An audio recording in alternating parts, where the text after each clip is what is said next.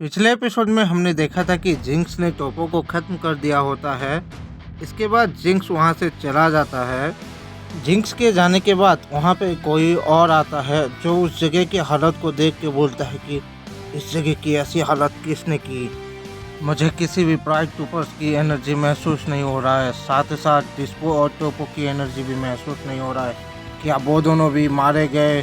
इसके बाद हमें उस शख्स का चेहरा दिखाया जाता है जो कि कोई और नहीं, जीरन होता है।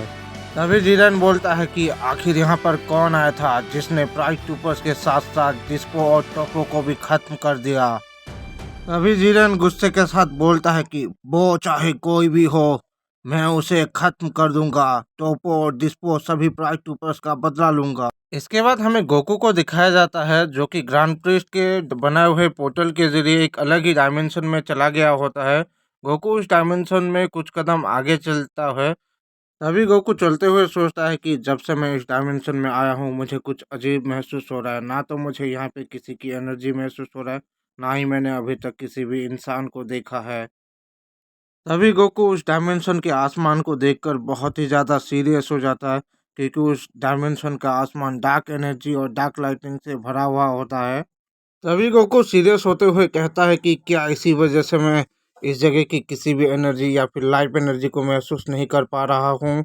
इसके बाद गोकू वहाँ से आगे बढ़ने लगता है। कुछ कदम चलने के बाद गोकू एक कासल को देखता है और सोचता है कि इतने दूर चलने के बाद आखिरकार मुझे एक कासल दिखाई दिया। गोकू कासल की तरफ आगे बढ़ रहा होता है कि तभी गोकू के सामने कोई आ जाता है। वो अनजान शख्स बोलता है कि सेयन गोकू, तुम यहाँ से आगे नहीं बढ़ सकते हो।